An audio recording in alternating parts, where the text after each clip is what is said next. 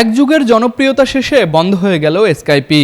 Internet ভিত্তিক যোগাযোগ ব্যবস্থায় এক যুগান্তকারী পরিবর্তন এনে দেওয়া অ্যাপ স্কাইপি অবশেষে তার পরিসমাপ্তির ঘোষণা দিয়েছে। গতকাল 5 মে স্কাইপি আনুষ্ঠানিকভাবে বন্ধ হয়েছে। প্রায় 22 বছর ধরে বিশ্বব্যাপী মানুষকে সংযুক্ত রাখার এই সফটওয়্যারটি এখন ইতিহাসের অংশ হয়ে থাকবে। অ্যাপটির মালিক প্রতিষ্ঠান মাইক্রোসফট জানিয়েছে 5 মে 2025 থেকে আর ব্যবহার করা যাবে না স্কাইপি। এর বদলে মাইক্রোসফট টিম নামের প্ল্যাটফর্মটি সামনে আনতে চায় প্রতিষ্ঠানটি। মাইক্রোসফট বলছে যোগাযোগের সেবা উন্নত করার জন্যই তারা এ পদক্ষেপ গ্রহণ করেছে। 2003 সালে যাত্রা শুরু করা স্কাইপি একসময় ছিল বিনামূল্যে ভয়েস ও ভিডিও কলের ক্ষেত্রে বিপ্লব সৃষ্টিকারী একটি নাম। 2010-এর দশকের মাঝামাঝি সময়ে স্কাইপির মাসিক সক্রিয় ব্যবহারকারী সংখ্যা ছাড়িয়েছিল 23 কোটিরও বেশি। ফেসটাইম বা জুম অ্যাপ আসার আগে স্কাইপি বদলে দিয়েছিল বিশ্বব্যাপী যোগাযোগের ধরন।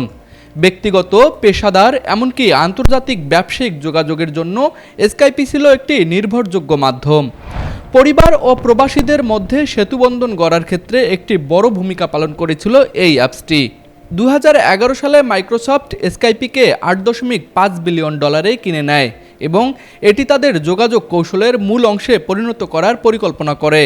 কিন্তু সময়ের সাথে সাথে হোয়াটসঅ্যাপ, জুম এবং শেষ পর্যন্ত মাইক্রোসফটের নিজস্ব টিমস অ্যাপ জনপ্রিয়তা পাওয়ার পরেই স্কাইপি ধীরে ধীরে জনপ্রিয়তা হারাতে শুরু করে। 2024 সালের 28 ফেব্রুয়ারি মাইক্রোসফট ঘোষণা করে তারা 2025 সালের 5 মে স্কাইপি বন্ধ করে দেবে।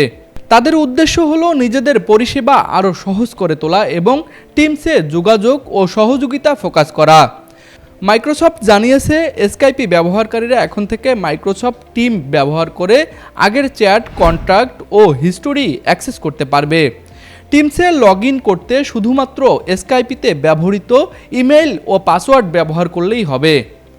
skype.com-এ গিয়ে স্টার্ট ইউজিং টিমস ফিচার ব্যবহার করে সহজেই এই রূপান্তর সম্পন্ন করা যাবে।